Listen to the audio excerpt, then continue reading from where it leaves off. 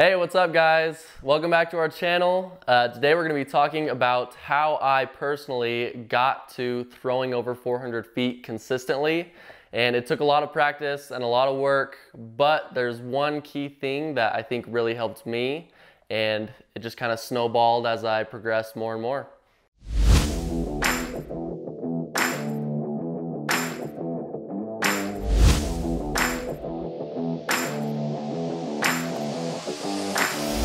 Now everybody is different in their forms and what they do to get to 400 feet, but I think that my tip can really help you, so let's get right into it.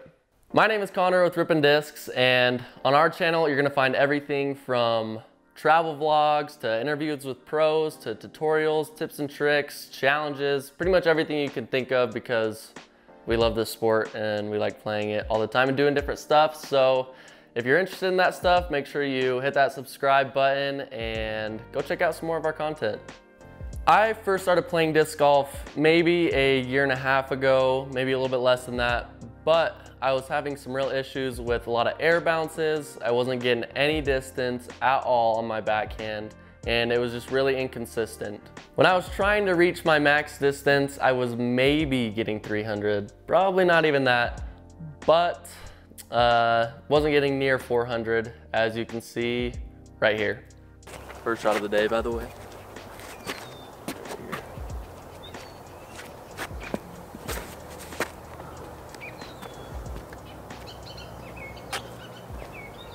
Little crappy. All right, so you guys can see in there, I was pretty much doing everything wrong and doing what a lot of beginners do with nose angle up, not getting any distance, just a big air bounce and bailing off to the left with a very overstable disc. When I decided I wanted to get better and start competing, I knew that I needed to get more distance. So the first thing I did was go and take a look at some of the previous sports I played, like basketball and baseball. And you could really find this in any sport, but the first thing that they teach you is how to be in an athletic stance. The best way I could describe it is, I don't know, sitting in a toilet or sitting on a toilet.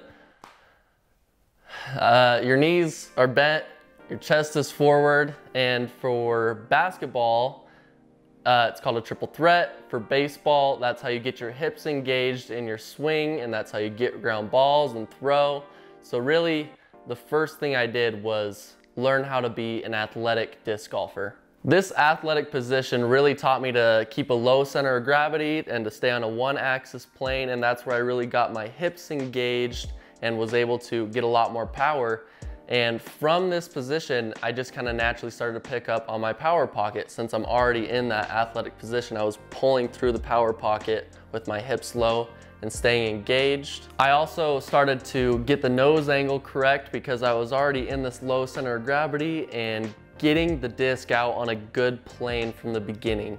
Now, since I was in this athletic position, I was naturally throwing the disc on hyzers because I was in this, I don't know, bathroom situation, but I was throwing the disc on hyzer, hitting the power pocket, and I don't quite get as much power when I throw flat or ante, which I need for wooded shots and shaping shots. But for max distance, I'm throwing the disc on hyzer, hitting that power pocket, and that's where the different disc selection comes into play with, you know, flip up to flat, turnovers, hyzer the whole way, and I'm really just keeping my hips engaged, body forward, keeping that hyzer position with different types of discs.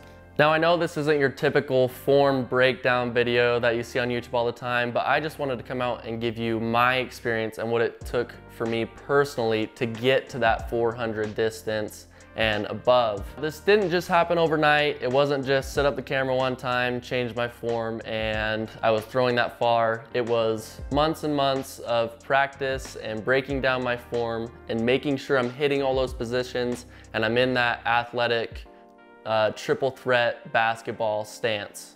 Now go out to the field, maybe give this a try, it might help you. I know that everybody's form is different, so we'd love to hear your guys' form stories and how you started to get more distance and some of the things that you did personally to get it. So comment those below, and we appreciate you guys watching. We'll see you guys in the next one, and we're out, RippinDiscs.